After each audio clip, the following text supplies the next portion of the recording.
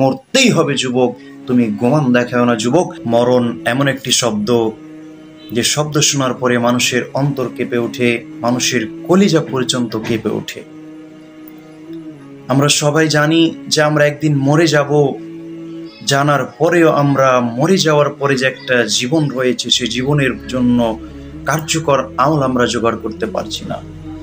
যখন মালাকুল মউত চলে আসবে আমার কাছে, আপনার কাছে, তখন আমরা মালাকুল মউতকে জিজ্ঞেস করব এবং তাকে প্রশ্ন করব, মালাকুল মউত, আমাদেরকে এতটুকু সময় দিয়ে দাও যেন আমরা কিয়ামতের পুঁজি জোগাড় করতে পারি, কার্যকর আমল সাথে নিয়ে যেতে পারি।